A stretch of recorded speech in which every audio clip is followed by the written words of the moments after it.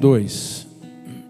Assim como a corça suspira pelas correntes das águas, assim a minha alma suspira por ti, ó Deus.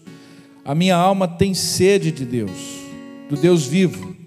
Quando entrarei e me apresentarei ante a face de Deus?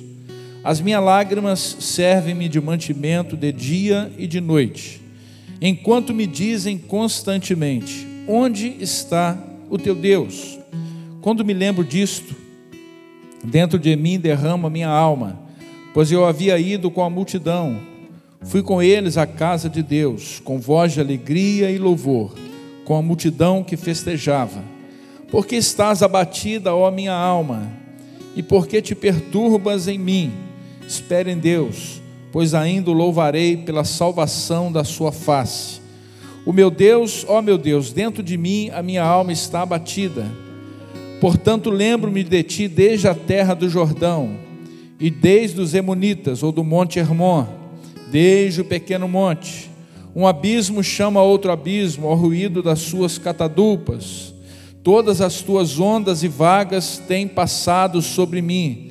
Contudo o Senhor mandará a sua misericórdia de dia, e de noite a sua canção estará comigo, uma oração ao Deus da minha vida. Direi a Deus, a minha rocha: por que te esqueceste de mim? Porque ando vagueando, lamentando por causa da opressão do inimigo. Com ferida mortal em meus ossos me afrontam os meus adversários, quando todo dia me dizem: onde está o teu Deus? Porque estás abatido a minha alma, e porque te perturbas dentro de mim? Espere em Deus, pois ainda o louvarei, porque Ele é a salvação da minha face e o meu Deus. Amém? Meus irmãos, nós não sabemos quem é o autor deste salmo, mas este salmo com certeza é um dos mais conhecidos salmos da Bíblia Sagrada, e ele retrata um lamento pessoal de um homem que queria muito estar na casa do Senhor. Por certo, esse homem tinha o costume de anualmente visitar Jerusalém e o templo para adorar a Deus.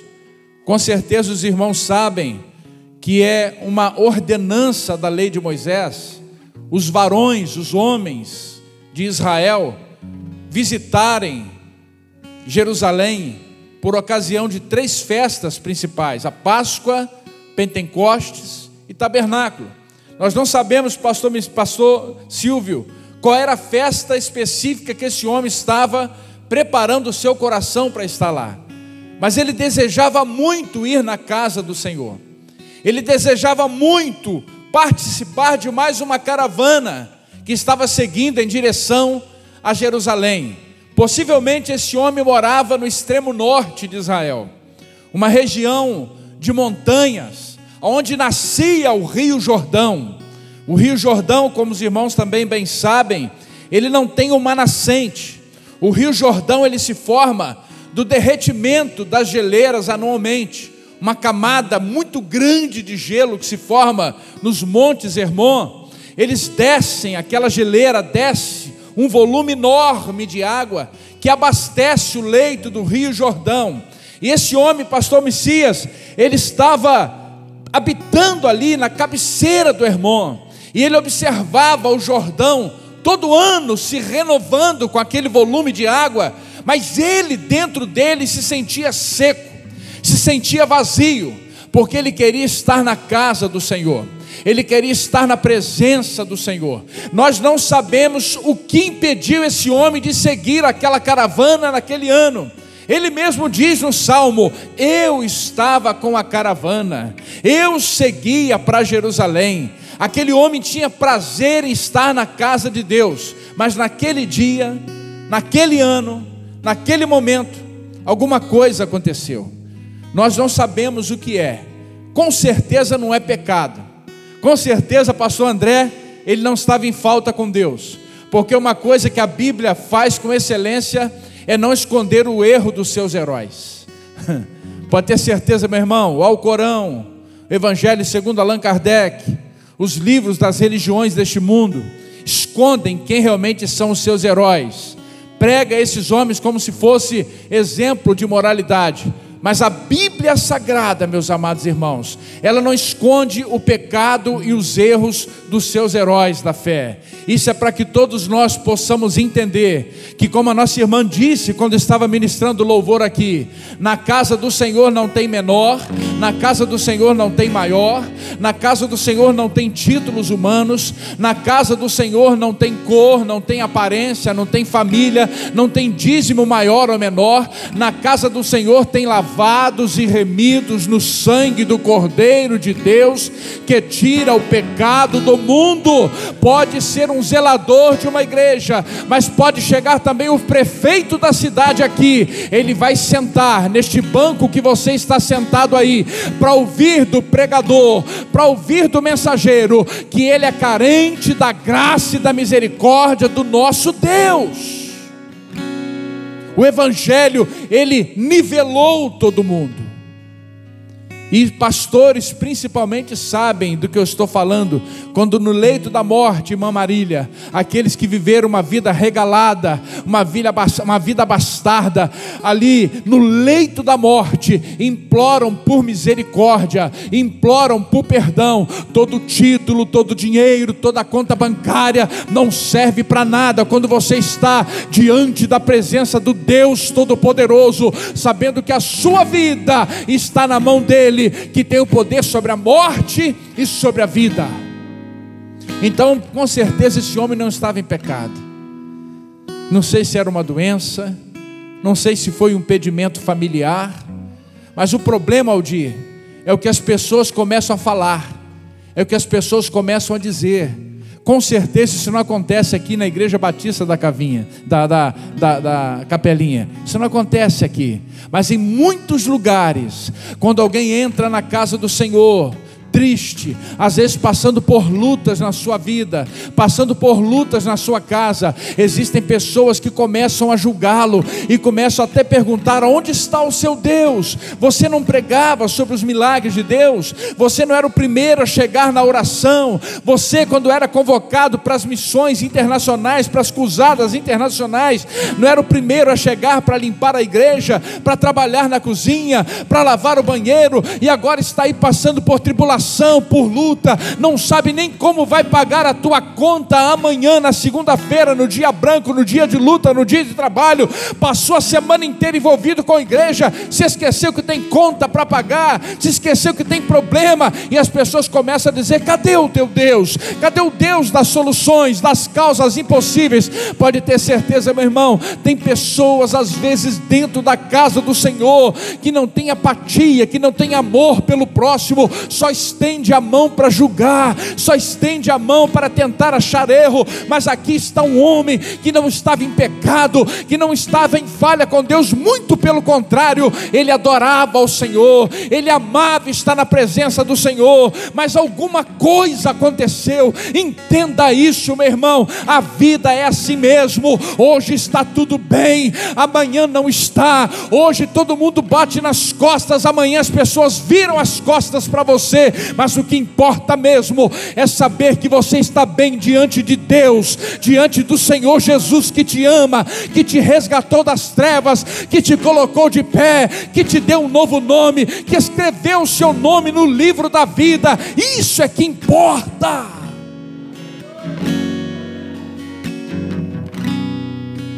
E esse homem estava passando por isso. As pessoas estavam julgando ele, Otiniel. Cadê o teu Deus? Cadê o Deus da tua mocidade? Ano passado você estava indo com a gente, esse ano você não pode. Tem pecado aí, né? Está escondendo alguma coisa aí, né? Por que você não confessa? Oh, meu irmão, só tem um que faz papel de acusador, o diabo. Nós não podemos fazer isso. E ele desempenha muito bem já o seu papel, não precisa de ninguém para ficar apontando o dedo para o outro. Ele já faz isso muito bem. Ele amargura a vida de muitas pessoas com as suas acusações. Nós, na casa do Senhor, eu não sou pastor da igreja, irmão, nem deveria estar falando isso aqui, mas estou falando isso debaixo da direção do Espírito de Deus. Nós na casa do Senhor temos que estender as mãos. Nós na casa do Senhor temos que ser família de muitos que não têm família lá fora.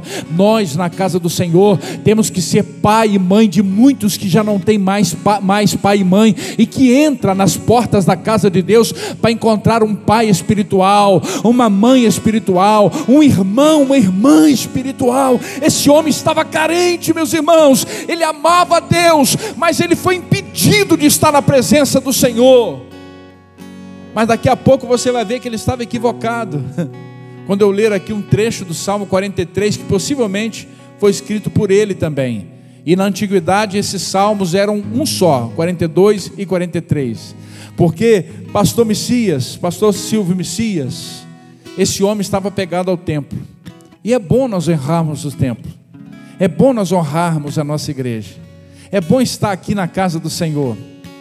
É bom estar entre quatro paredes com a família que Deus resgatou e nos colocou inserido nela. Mas entenda uma coisa: na tua casa também é lugar de adoração. No lugar que você trabalha, lá também é lugar de adoração. Infelizmente as pessoas, Jaziel, estão sendo crentes só na igreja, mas se esquecem que a sociedade precisa que a luz dele brilhe lá também. Esse sal que tempera aqui na igreja, que coloca tudo ajustadinho, tem que ser tempero lá fora também. As pessoas precisam olhar para você e saber que estando na igreja ou fora da igreja, você é a mesma pessoa, o mesmo adorador. O salmista estava pegado ao templo, ele queria estar no templo, e ele então começa a questionar Deus. Mas ele toma uma atitude, que é a atitude que todos nós temos que fazer. E eu convido os irmãos aqui nessa noite a tomarem esse mesmo posicionamento. Eu estou tentando achar um relógio aqui, que se deixar eu vou embora, irmão. Eu não trouxe o celular, mas eu vou falar mais 15 minutos. A Marília sabe, né? Pregador assembleano é um problema. Mas esse homem faz, pastor Messias, pastor Silvio. A primeira coisa que nós precisamos fazer quando nós estamos enfrentando adversidades, nós precisamos olhar para dentro de nós, para dentro de si. Você sabia que você tem uma alma aí dentro, irmão? Você sabia que o seu verdadeiro eu não é essa capa que nós olhamos por fora?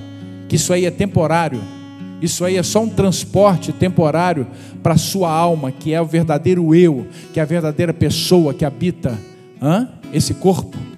Que esse corpo daqui a pouco ele vai se dissolver na terra, como todos aqueles que morrem em Cristo. Isso vai se dissolver, mas que dentro de você tem uma alma pulsando aí.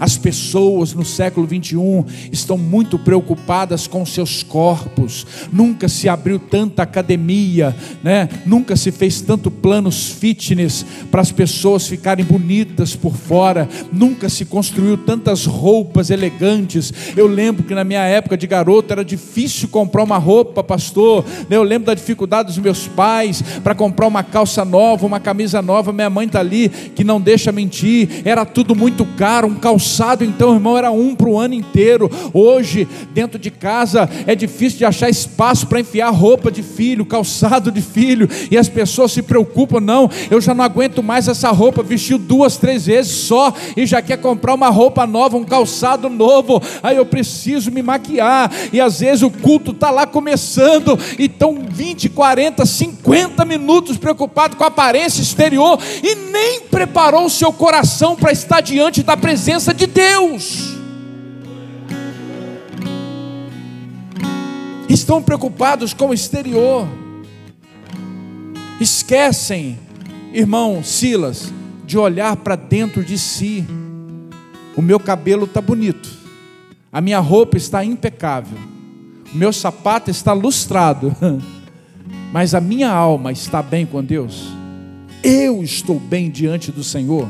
Se esse corpo aqui perecer neste momento, aquilo que está dentro de mim, que é o verdadeiro eu, está pronto para estar diante do Deus Todo-Poderoso?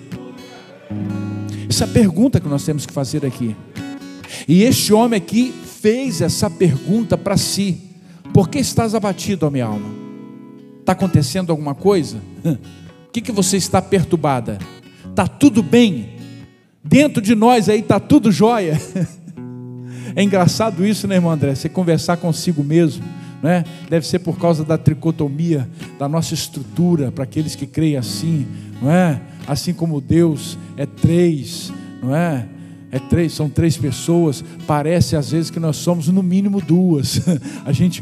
O homem exterior conversa com o interior.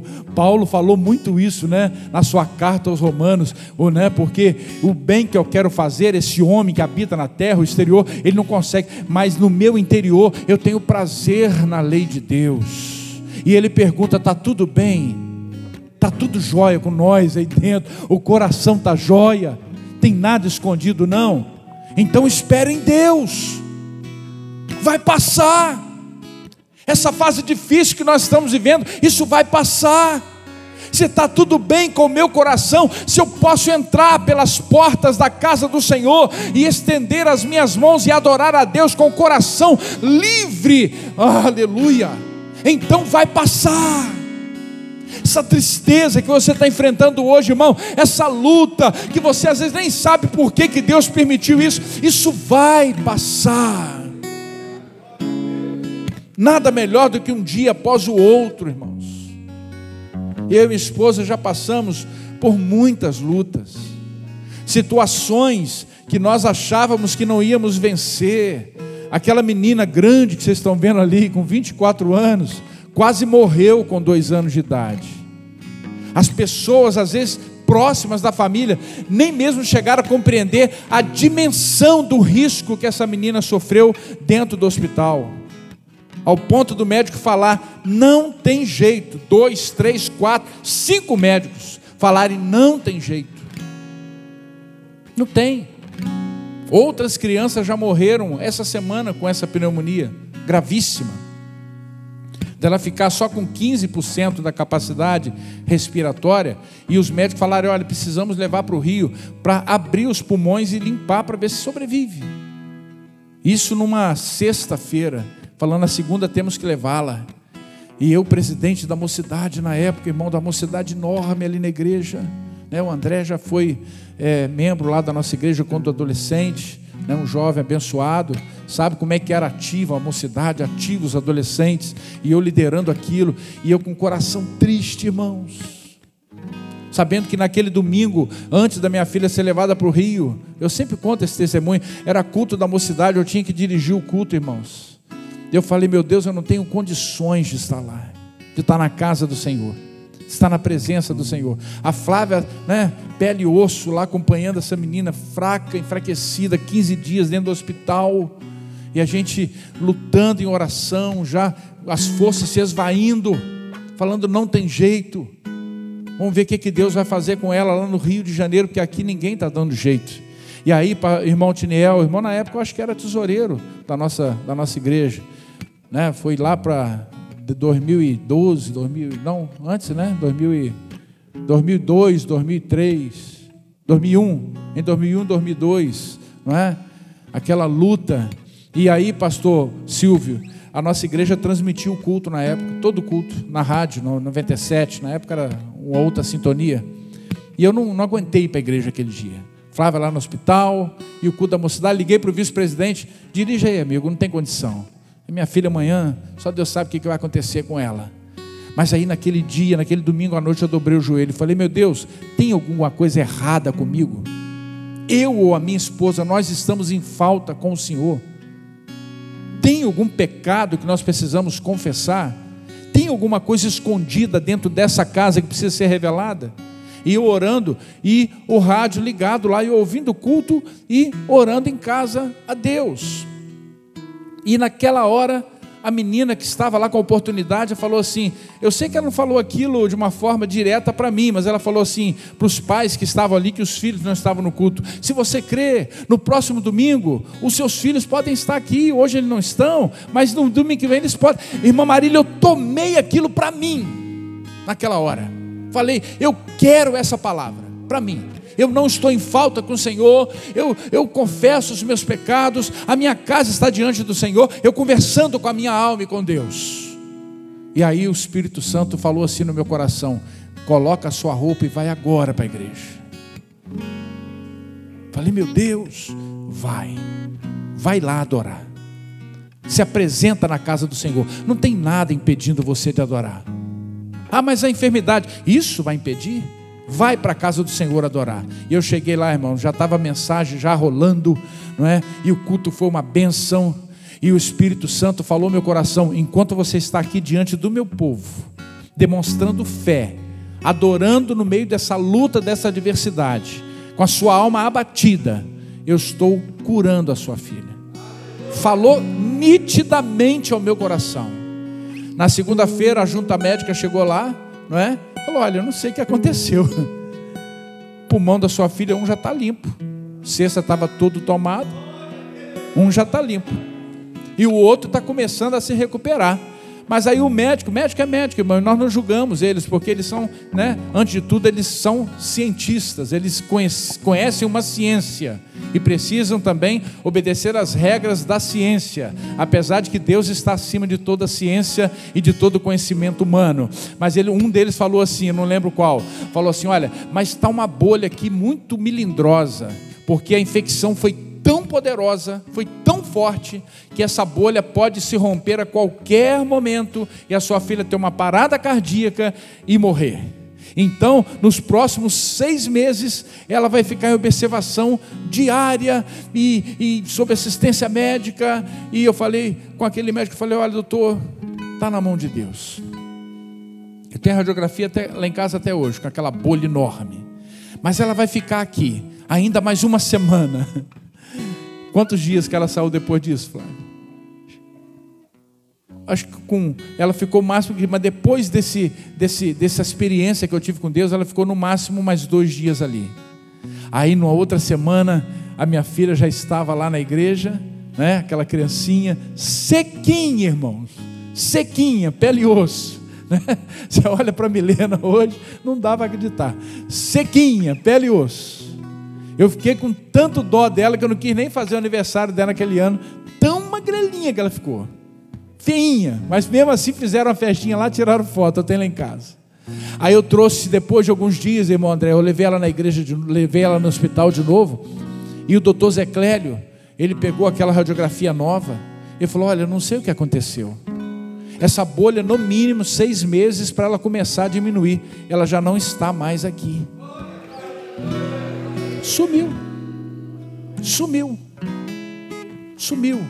E hoje está ali a Milena, adorando ao Senhor.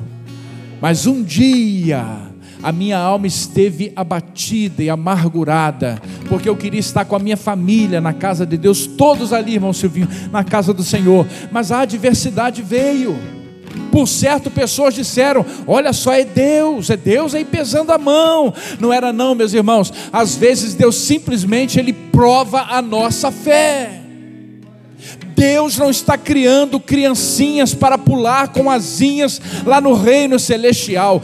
Deus está forjando aqui, são guerreiros, são homens e mulheres que reinarão com Ele, que regerão nações com varas de ferro. Então é normal a gente ser provado por Deus, é normal as portas se fecharem para a gente aprender a lidar com a adversidade. Mas uma coisa nunca pode faltar no servo do Senhor, é a comunhão com o Altíssimo, é a comunhão com Deus. Por isso olha para a tua alma, olha para o teu coração, examine-se o homem, pois todos os dias diante da presença do Senhor. Está tudo bem? Então agora comece a falar com Deus. O salmista, ele simplesmente fala com Deus.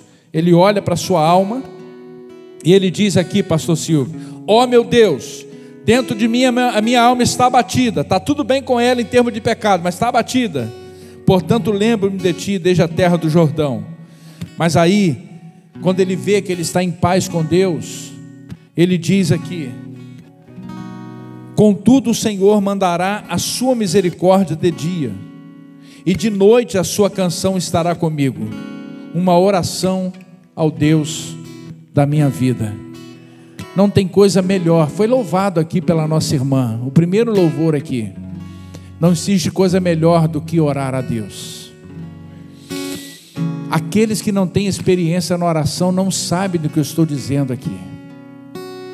Você começar a orar, o céu está fechado sobre a sua cabeça.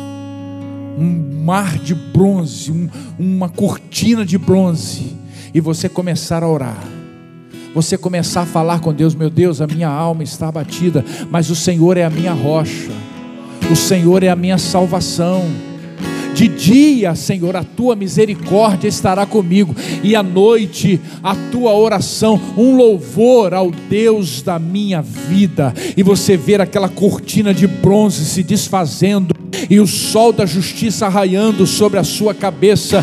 Só vive experiências como essa, irmão, o cristão que ora a Deus, o cristão que fala com Deus. Não perca a oportunidade de falar com Deus toda manhã. Não levante da tua cama, ou não saia da tua casa sem antes falar com o teu Criador, pedir a misericórdia dele para o seu dia, e à noite, ao findar o dia, você levantar uma adoração a Deus, dizendo: venci mais um dia com o Senhor.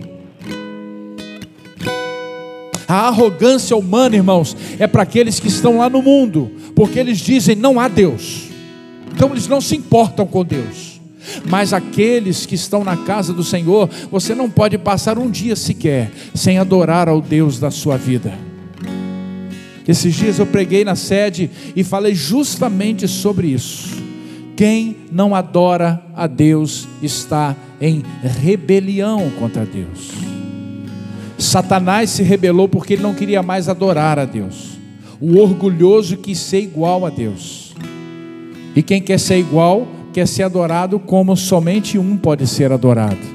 Nós somos criaturas, irmãos. Mais do que isso, nós somos servos. Mais do que isso, nós somos filhos. Mais do que isso, nós somos herdeiros. Então nós temos todo motivo deste mundo para adorar a Deus. Não saia dessa noite, não volte para a tua casa sem antes abrir a tua boca e adorar ao Deus da tua vida. Pode ter certeza.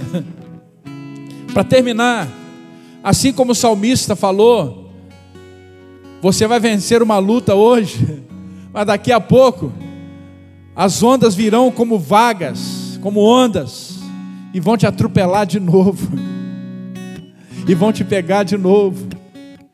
Mas não tem problema não, irmão. Faz como Naamã, mergulha e volta de novo para a superfície.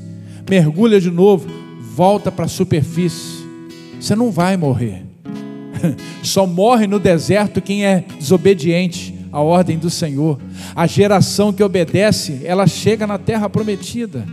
Só morreu lá no deserto aquela geração que não obedeceu a Deus. Mas se está tudo bem com a tua alma, irmão, se você está adorando a Deus todos os dias, pode ter certeza, deixa vir onda, deixa vir luta, deixa vir problema, você vai vencer uma após outra, e aleluia, se amanhã ou depois o Senhor Deus te recolher, não tem problema não, o céu te aguarda em triunfo e glória diante do Senhor. Que você não pode perder a sua comunhão.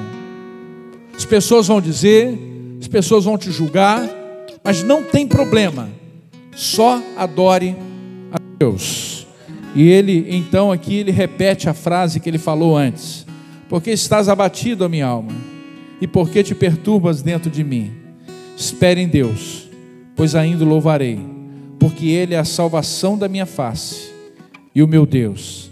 E no Salmo 43, versículo 4, ele diz: então irei ao altar de Deus, a Deus, que é a minha grande alegria, com harpa te louvarei, ó Deus, meu Deus.